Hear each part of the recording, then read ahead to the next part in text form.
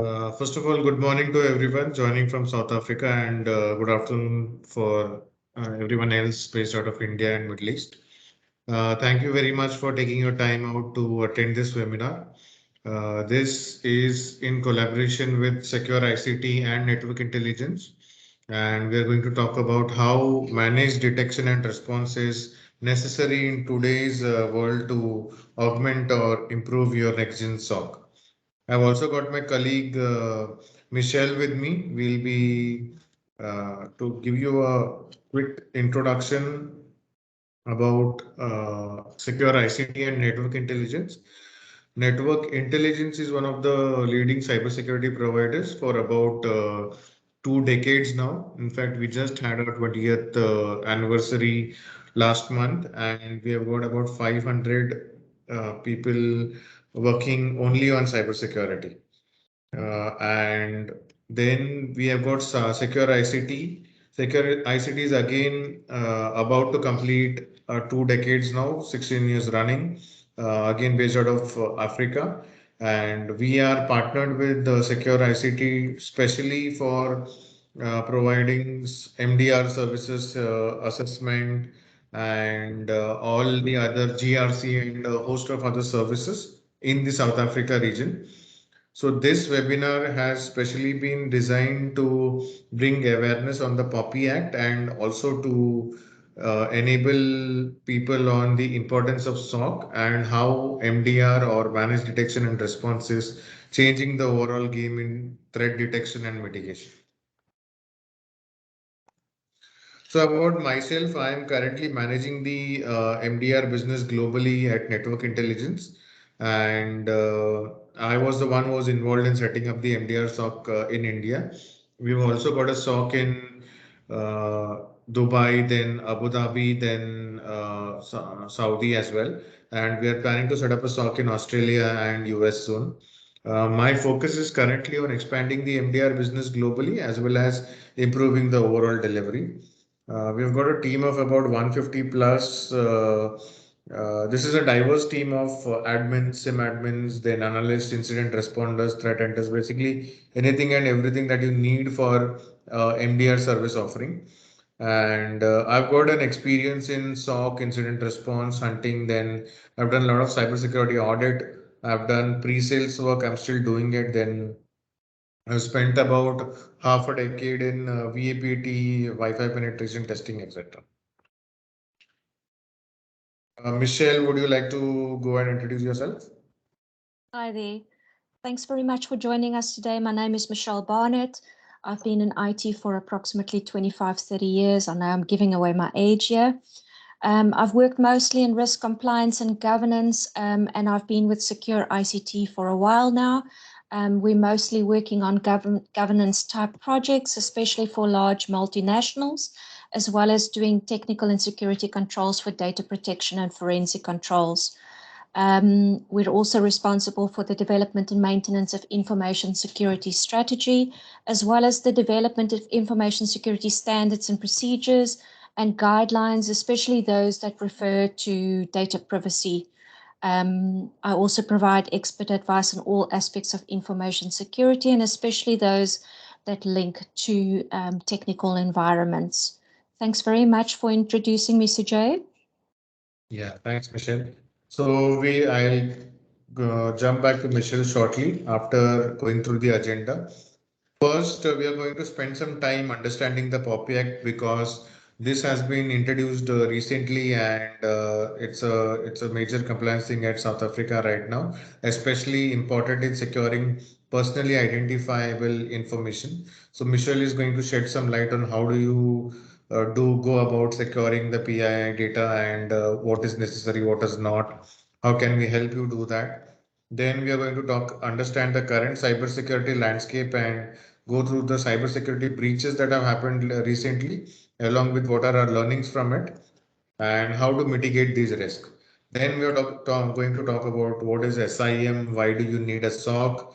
Then finally to the topic of the day, that is MDR. We are going to briefly touch upon what is MDR, why do you need it, what are the differences between SOC and MDR, how has SOC evolved from a first gen SOC to a next gen SOC and now MDR. And finally, I'm going to spend a couple of minutes explaining how network intelligence and secure ICT will help you in developing these services. And we are going to keep some time for Q&A session at the end. All right, I'll pass it on to you, Michelle. Thank you so much. All right. So I'm not going to talk about the POPI Act in itself as in what the POPI Act is all about. We all know it's about securing personal information, but we're more interested today in what the POPI Act says about securing personal information in terms of the Act and what your responsibilities are in terms of an organization. So the POPI Act specifically mentions your responsibilities in sections 9, 14, 16, and 19. They all talk around securing personal information. And this is what it says. It says you must process personal information in a reasonable manner that does not infringe the privacy of the data subjects in section 9. It says you can retain personal information if you are reasonably required to for your activities. So, for example, an organization that has a pension fund or provident fund, or an organization that employs employees, personnel, you must take practical steps which are reasonable to ensure that the personal information is accurate, that it's not misleading, and it's updated. This specifically refers to companies that hold vast amounts of public personal information. And you must take appropriate and reasonable measures to ensure that the personal information you process is secure. So keeping that information secure in section 19. So the common thread here is that POPI does not say what you have to do. It says you need to be reasonable. And what does reasonable mean? I think for me, it means that you don't want to be spending an enormous amount of time and money trying to achieve impossible goals by protecting everything all of the time, but focusing on the personal information that is at risk and doing what is reasonable, practicable for the organization, what is practical. So what does reasonably practicable mean? That's the million-dollar question, I think, or for most organizations. Hopefully you don't have to spend R1 million protecting your personal information. It certainly would be a lot cheaper to do what is reasonably practicable rather than protecting personal information 100% of the time. According to the dictionary, reasonable means having a sound judgment, being fair and sensible, and being appropriate or moderate most of the time. Practicable means being able to be done or putting it in practice successfully. But I don't think reasonably practicable means the same for all organizations. I think for some organizations it means different things, and that's something we all need to think about. So what is a breach according to the POPI Act? So Section 22 sets out that security breaches or data compromises occur anytime there is reasonable grounds to believe that the personal information of a data subject has been accessed or acquired by an unauthorized person. This can mean a variety of incidents, both intentional and unintentional, and that can constitute a data breach under POPIA. So for example, some of the examples is a ransomware attack with or without exfiltration.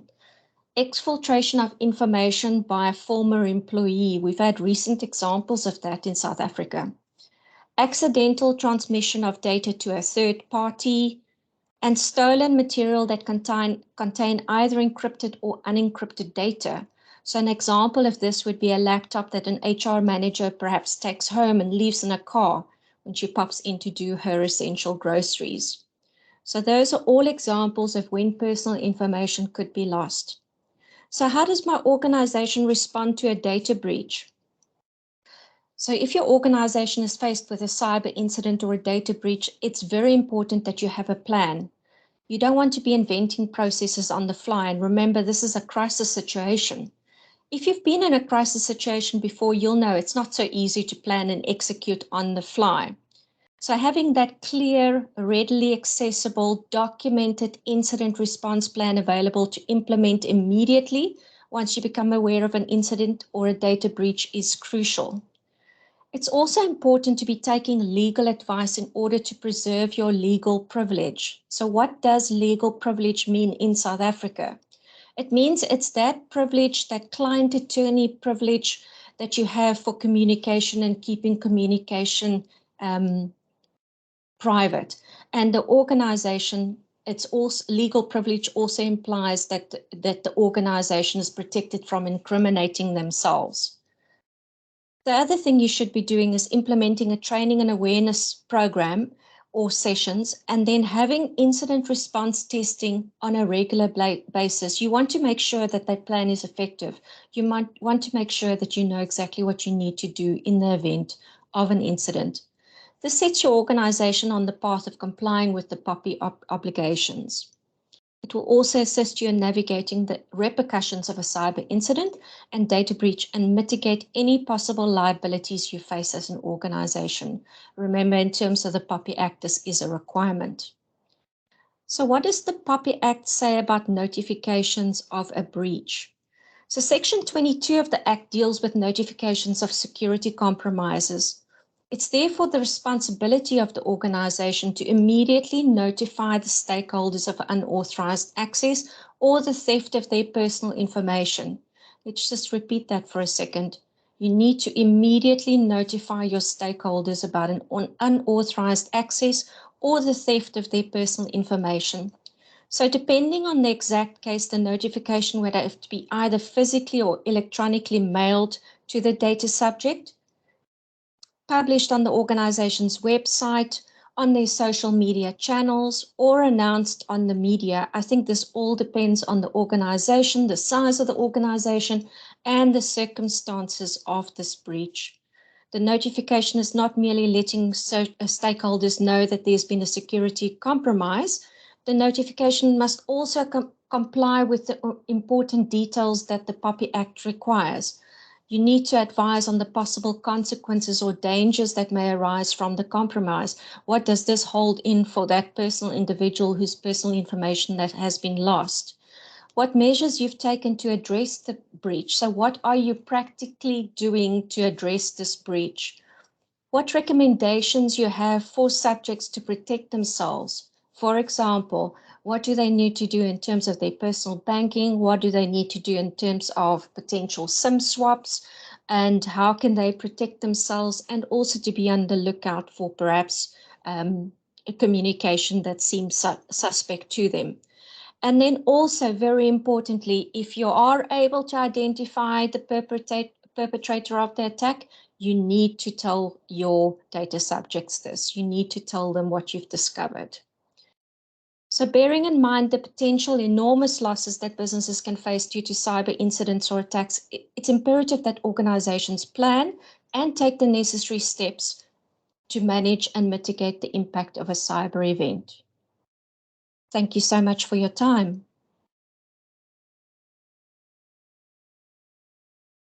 Over to you, Sergey. Thanks a lot, Michelle. If there are any more questions on the POPI Act or anything that Michelle explained, we can have it at the end. All right. So let's move on to the current cybersecurity landscape, especially when it comes to breaches. So I'm going to quickly walk through a couple of major breaches that happened recently and what exactly happened, what are the learnings, etc. We'll quickly walk through that. So the Clubhouse is a social media app where 1.3 million user records were leaked. How this happened is that there is a small API in Clubhouse which allowed the attackers to carry out mass scraping of data. Scraping is when you can go through multiple data, get it out, and then mass data capturing can be done using one or the other method. So what there happened over here is that almost the entire database of Clubhouse users were leaked. That is the user ID, name, URL, username, Twitter handles, etc.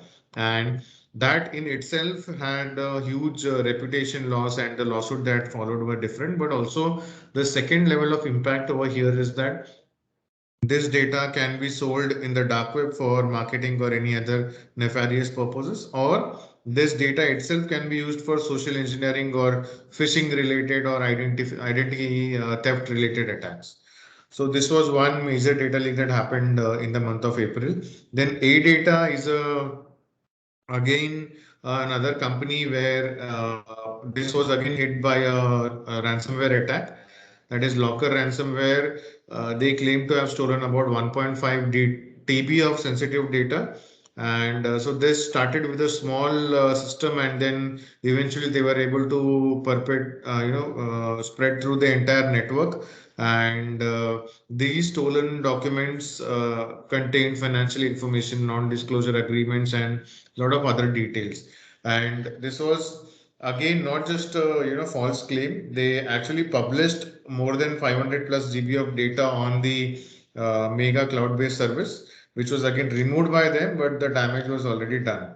And again, earlier the modus operandi was quite simple, wherein ransomware attackers used to encrypt the data and then they used to ask for ransom to unlock that data. But now what everyone is doing is that they are encrypting the data as well as copying that data into their server.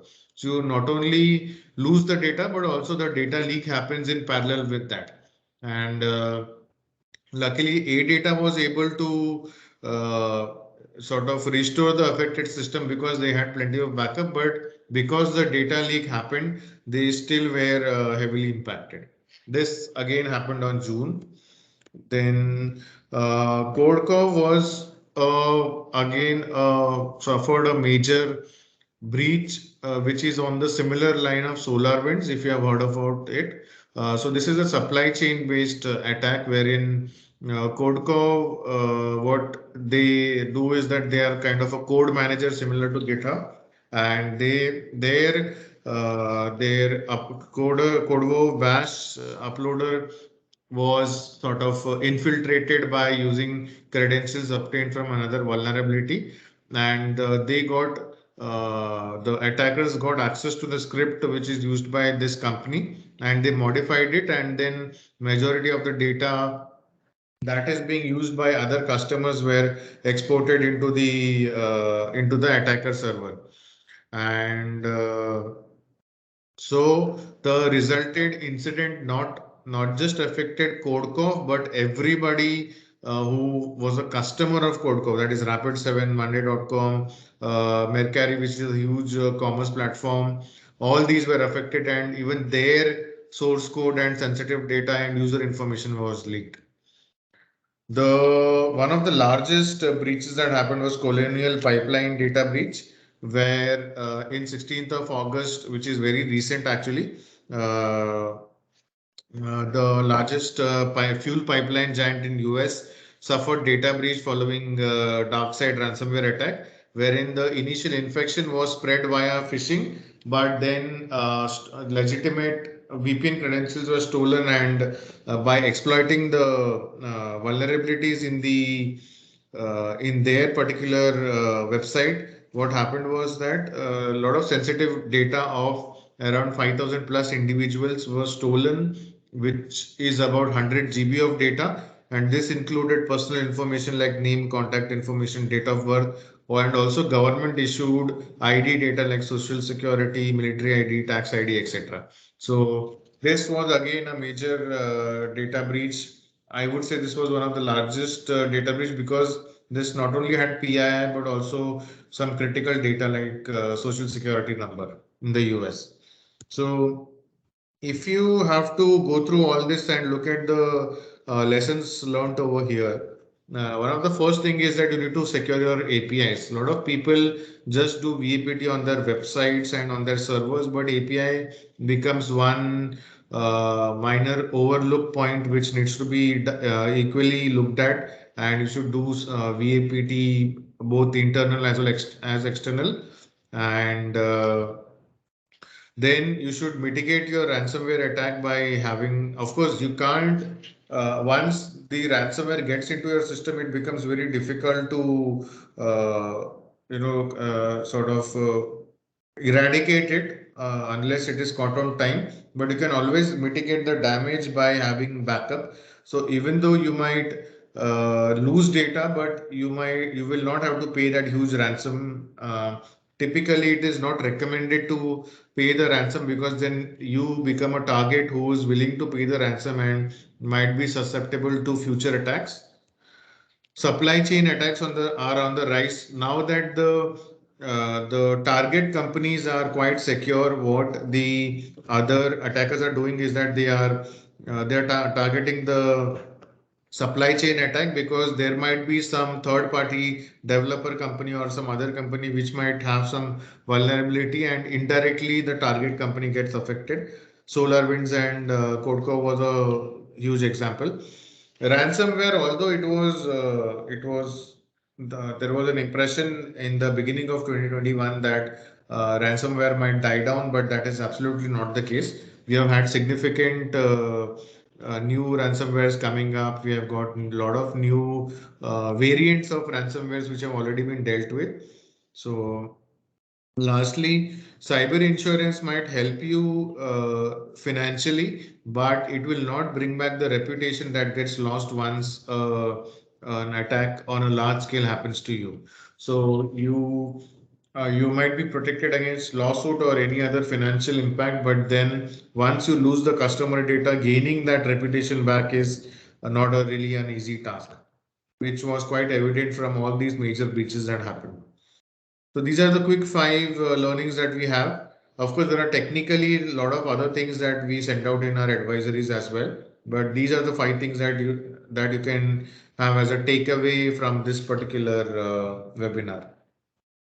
Again, to mitigate the steps, two key aspects that you can do is continuous security assessment and continuous managed security services.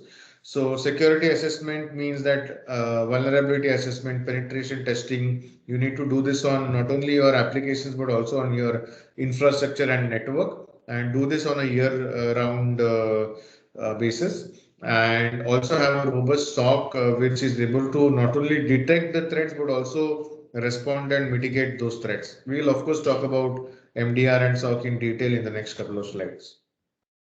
Moving ahead, I would like to quickly explain what is SIEM.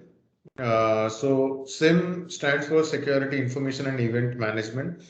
To start with, some of the basic features include log collection, that is logs from multiple devices are collected. Then the logs from which these devices are collected, they are correlated between different devices. That is, let's say if we find that a user has received a malicious email and that user desktop is trying to connect to a suspicious site, then this is called as correlation.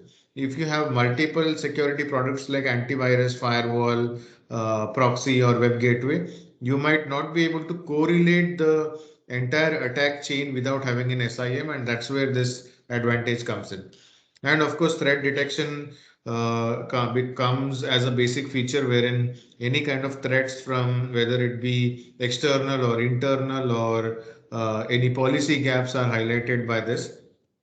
Then managed detection and response gets into the picture once you have some advanced features like UBA, incident response, and so on. We'll of course touch upon this in the next couple of slides. But if you have to summarize the entire thing, a SIEM is responsible for log collection, analysis, correlation, and then these are the major functions, these three. And you can also these are the three major functions, but it is also responsible for log forensics, IT compliance, application log monitoring, PIM-PAM features like object access auditing can be done.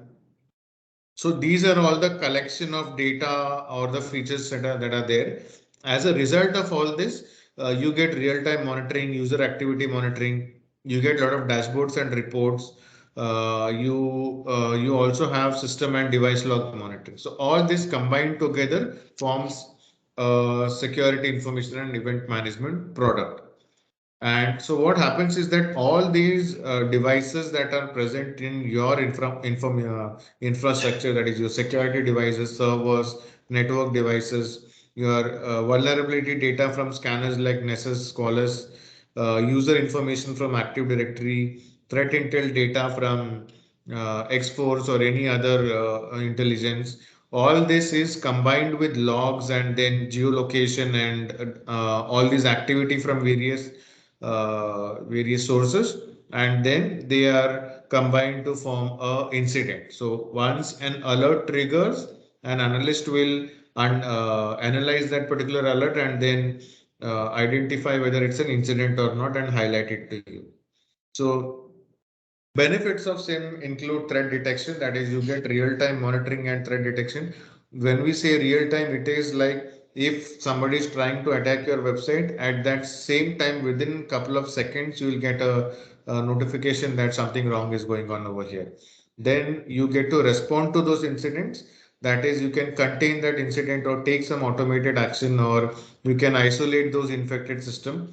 Isolation is cannot be directly done with a regular SIM. You need some additional modules, but again, this can be a part of the SIM. Then threat prevention can also be done by using threat intelligence and preventive measure which can be implemented at the perimeter devices using your SIM. So SOAR, that is security orchestration, and these kind of products help you in taking preemptive actions to prevent threats. So why do you need a SOC is SOC is basic. So before getting onto that, you need to understand what is a SOC. So SOC is basically a combination of people, process, and uh, technology. So when we say that people is an integral part of the entire process, but yes, but technology and process is also equally important. So what happens is that logs are converted to alerts and then highlighted as incidents. So whenever you integrate all the devices, all these logs are then monitored. Then alerts are configured in the system. They are analyzed by the analyst, and then they are triaged. Triage is basically nothing but prioritizing, and then they are identified whether it's an incident or not, and then they are escalated by the analyst. So all this combined together forms a SOC. So the people will be monitoring the various technologies, including the SIM, and they will be following this entire process. Typically, this is how a SOC structure used to be. That is, you had junior analyst working 24 by 7, senior analyst working 8 by 5, a lead and an administrator for managing the entire platform, and then a SOC manager used to manage the entire show. But SOC has now evolved beyond your basic SOC. It started with patch management, backups, then it went on to monitoring firewalls and web proxy, then AV and anti-DDoS and IPS was introduced. Then threat intel got introduced, and now remediation is also there. So we have reached this stage now. And where it started with a malicious code review to now it has become a next gen SOC, and even after this we have moved to MDR SOC now.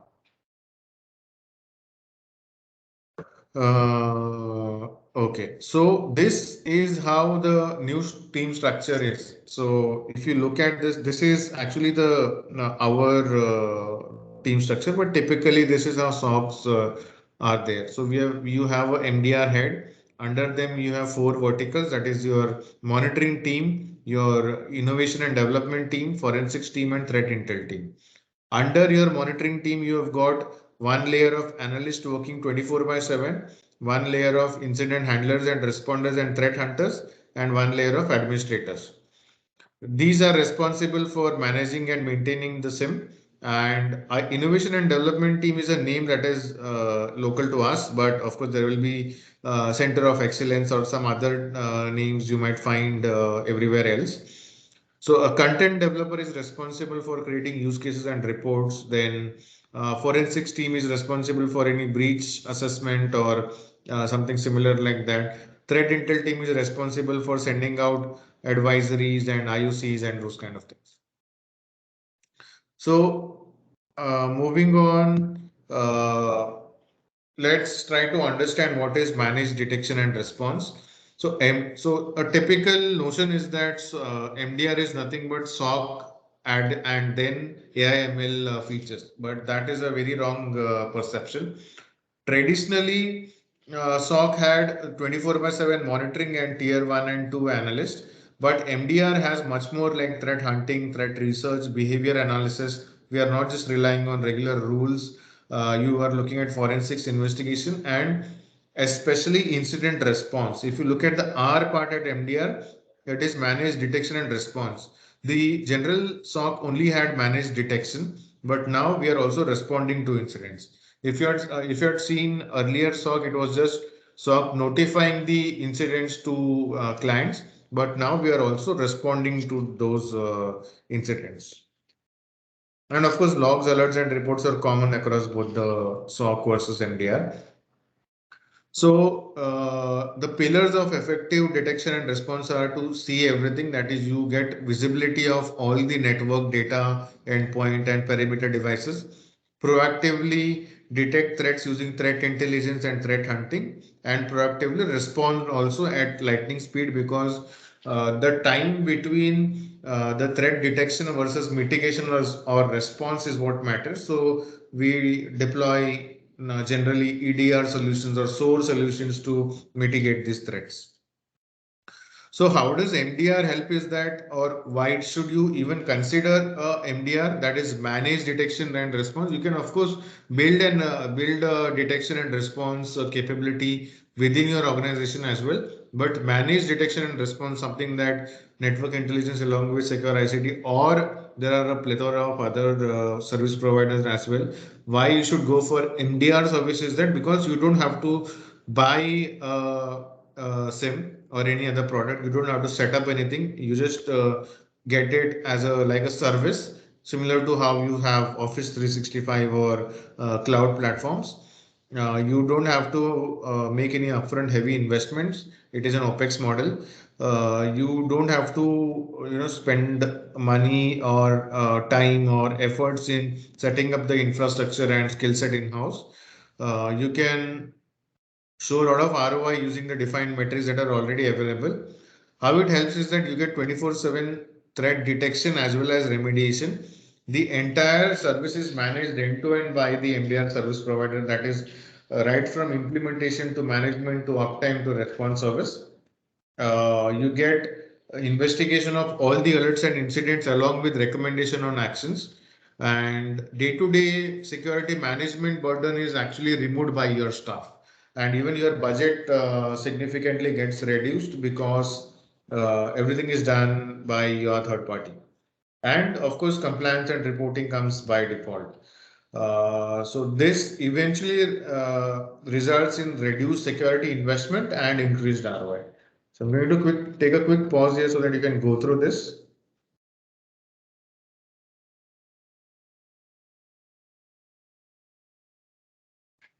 Okay. So here are the key advantages. One is that time to value. You can place an order for MDR service and go live within 3 to 4 weeks. It's an OPEX model because you can be situated anywhere in the world, and you need not pay any upfront capex cost. There is a lot of skill shortage and a lot of attrition going on in cybersecurity, so that you need not worry about it. It's all plug and play. You need not deploy a heavy infrastructure. Everything is already ready. You don't have to manually fine tune every alert and rule. That is already done by the MDR provider. You can increase your threat awareness so that your focus is not on detection but on improving the entire awareness. Then any compliance, whether it be ISO, PCI, GDPR, POPI, or any other compliance, you can easily get compliant by having a MDR service because they are already providing these services to many other customers. So that was all about MDR. I would like to quickly go through a few slides on. We have got about, I guess, 20 minutes left. I'll quickly go through some slides on network intelligence and secure ICT services, and then we can take about 15 minutes for Q&A. So, like I said, we are a 20-year-old company with 500 plus employees. We have been doing SOC or MDR for about 10 years now. We have got a 100-seater SOC, which is our global HO in India, but we have also got a SOC in Middle East, that is Dubai, and then one in Saudi, Abu Dhabi as well. And we're setting up one in US and Australia soon. On an average, we're looking at about 9 TBs of logs on a day, and our team is handling about 500 plus alerts every day. We are managing about 5,000 odd devices. Our platform of choice is IBM QRadar, but we also have expertise in ArcSight and then Alien Vault, Splunk, etc. These are some of the leading SIM platforms out there. We also have a proprietary threat hunting platform called as BlueScope, which has been developed at Network Intelligence. This is a big data platform based on ELK, and these are some of the certifications that our staff has managed to acquire over the years. About Secure ICT, it's a company based out of South Africa, and they have been live for about 16 years now. And almost all the cybersecurity services like GRC assessment, SOC, they are providing either via partnership with us or on their own, especially in the South Africa, and they've got offices in Johannesburg, Cape Town, and Portquay. So these are the some of the service models that are available in MDR. One is the pure MDR as a service, which is an OpEx model. The SIM is deployed by us, the product is deployed by us, licensed by us, and we've got a shared team. This is the one with the least expense and the least overhead. Then MDR dedicated is where again it's an OpEx model. The SIM is deployed and licensed by us, but we'll have a dedicated team instead of a shared team working for you. The expense is slightly larger than the MDR as a service, but the overhead is still very low. So client owned SIM is where you own the SIM, you license the SIM, we'll deploy it for you, but there is a shared team working in the backend from Network Intelligence. This is expensive because you need to bear the infra cost and the license cost, but the overhead is still less because it's a shared team in the backend, and we'll be managing that. Cord is a capex model again where the SIM gets deployed by you. There's a dedicated team in the backend for you. This is the most expensive one because you are paying for the SIM, you are paying for the license, infra, and there's a dedicated team for you. So these are the various models that are available for you.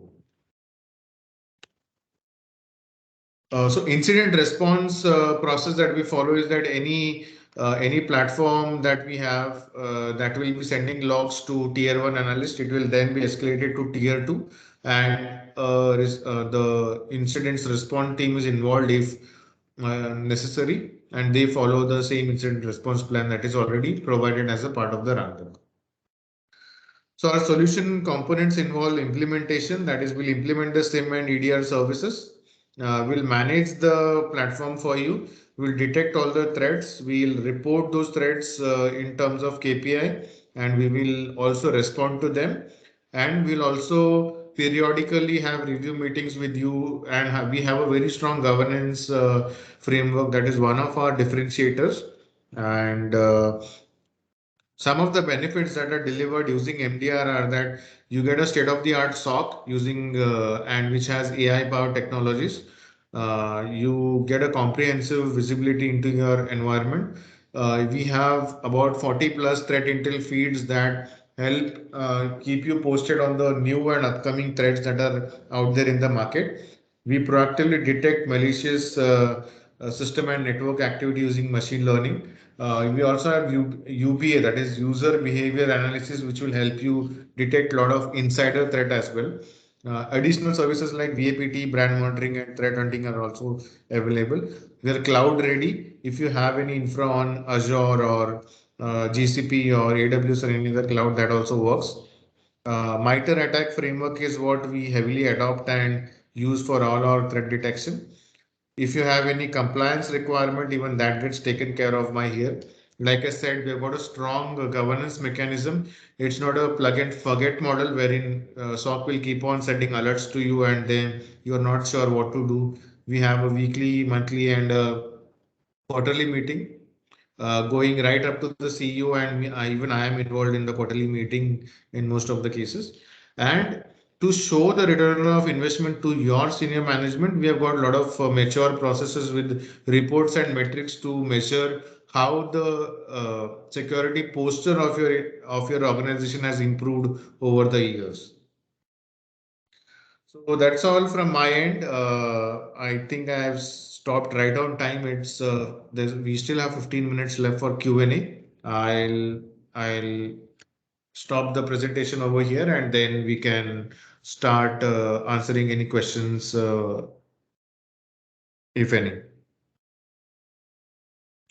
Yeah, someone has asked if can you share the recording? Yes, we will be publishing this on YouTube. So yeah, we'll be sharing the recording shortly after this. So if anybody wants to speak, you can just you can I think you can unmute yourself or you can just raise your hand and we can unmute you if you're not able to do so. Or you are also feel free to post any questions on the chat.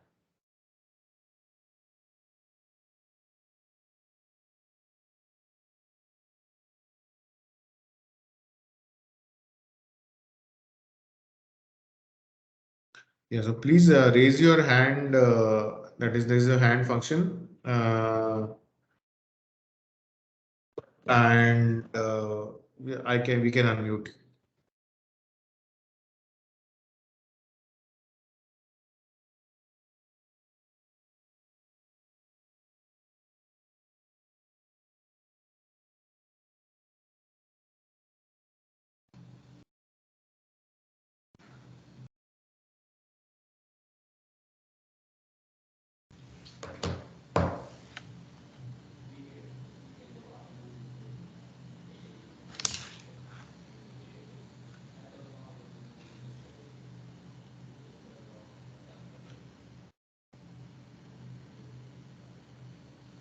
Okay, I've got one question which says, how do we calculate the ROI of a SOC or MDR? So what we do is that there's a NIST based framework which helps categorize your threat detection and mitigation capabilities into certain criterias. So we will give you a rating based on threat detection response, your user awareness, your response to incidents, the overall time taken from the detection to closure, and using this, we will give you a rating in the beginning of SOC implementation, or if you already have a SOC and if you're transitioning it to us, we will be giving a rating, and then we'll give you a plan on how to improve that rating quarter by quarter. And so using this, you'll be able to present exactly how the SOC has improved, how the overall maturity or security posture of your organization has improved, and then we'll be able to show that to your senior management. So a lot of board meetings are there where we present to you how this has happened.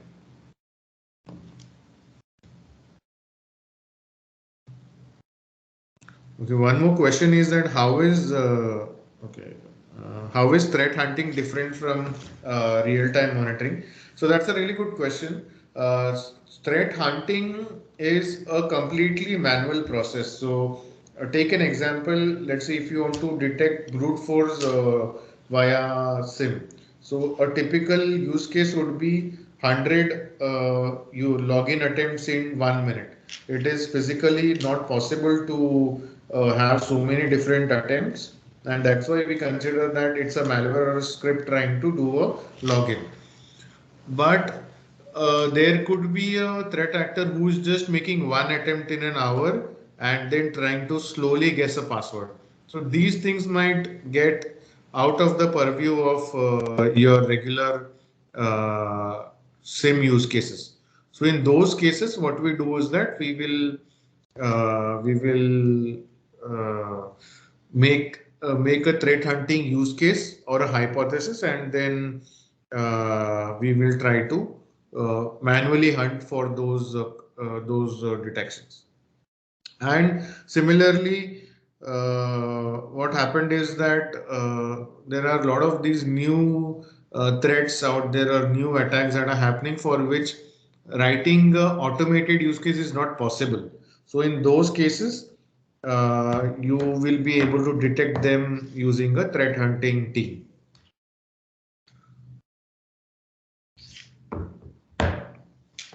So one more question is that when an MDR service is taken, is there going to be a baselining done to understand if proper events are being logged? Yes.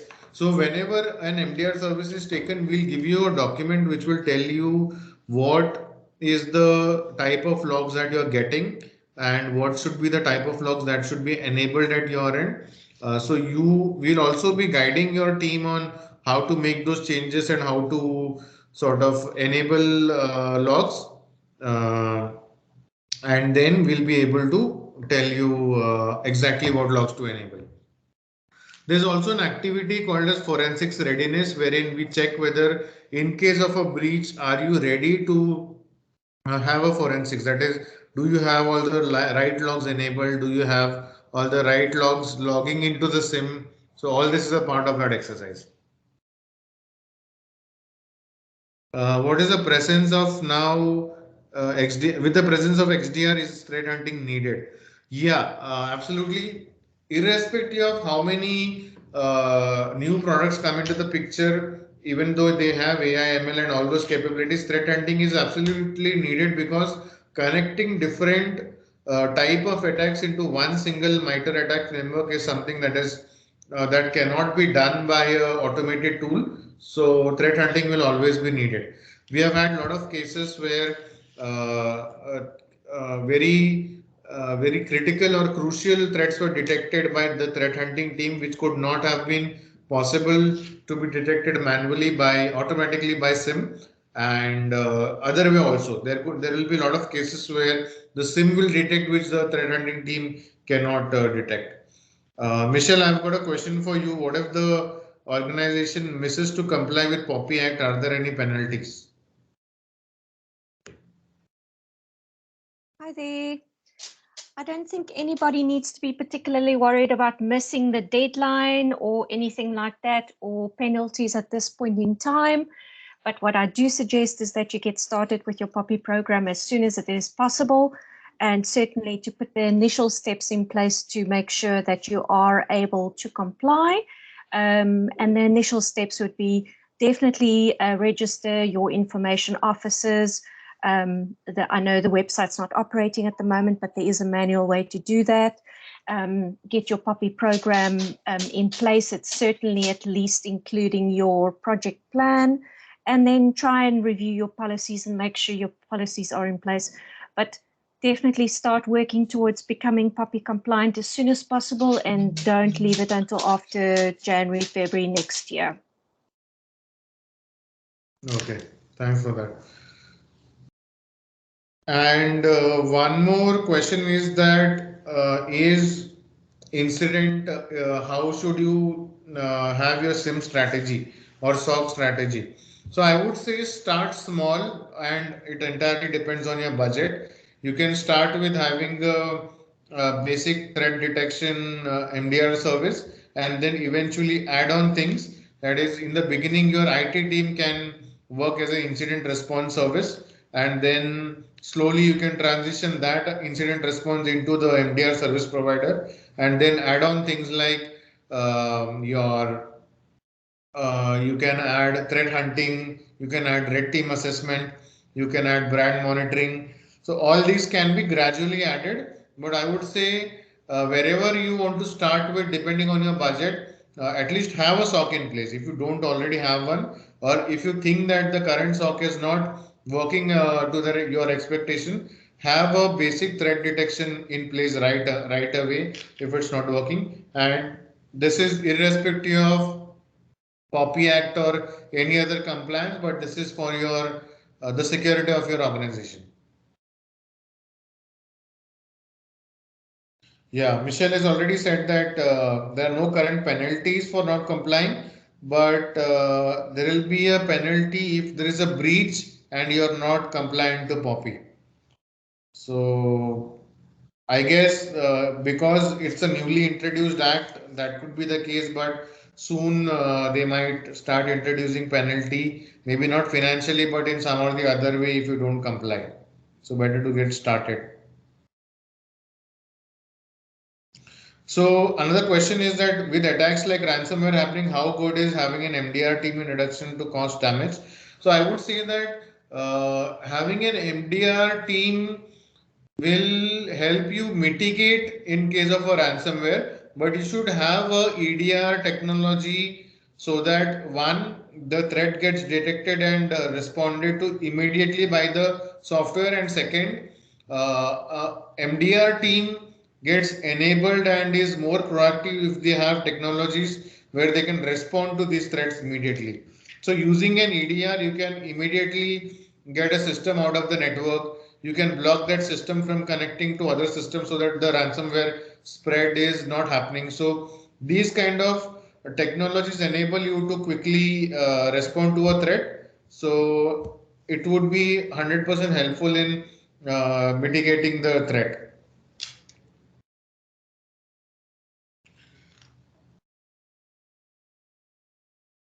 Okay, so the next question is that will a antivirus help in ransomware detection? I would say that ransomware antivirus majorly function on behavior and signature based detection, and very few have behavior based detection. Majority of them have signature based, and today there are a lot of polymorphous malwares, and there are a lot of malwares which don't even have a hash file, like they stay in memory. So these kind of things are completely defeated by, I mean, the antivirus functionality gets defeated completely over here. So it is always best to have defense in depth. That is, have an antivirus, but also have certain features, things like deception technology in your network, or in today's world, I think having a maybe not an XDR. XDR is very new, but at least have a EDR in place so that threats are detected quickly. Right. I think we have time for one more question. We have got about 2 minutes left.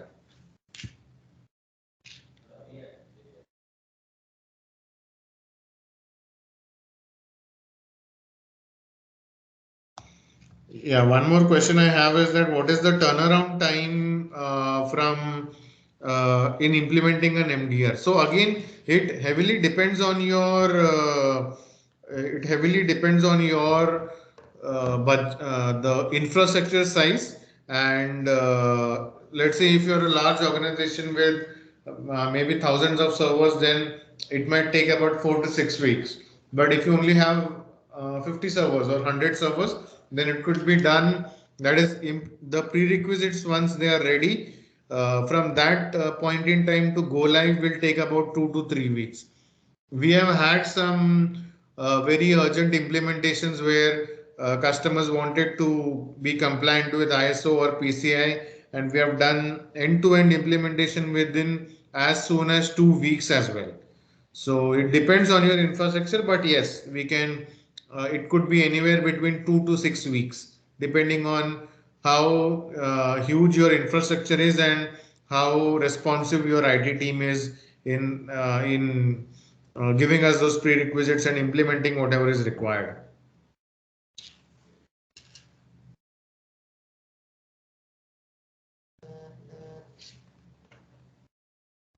All right, I think that's all the time that we have right now.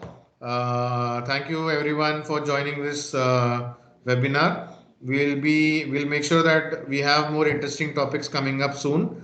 So thanks a lot. We'll be uploading a copy of this on YouTube as well. And thanks Michelle for joining us too. Have a good pleasure. day. Thank you. Thank you. Have a good day. Bye. Thank you, Marco. Cheers. Bye. Thanks, Jim.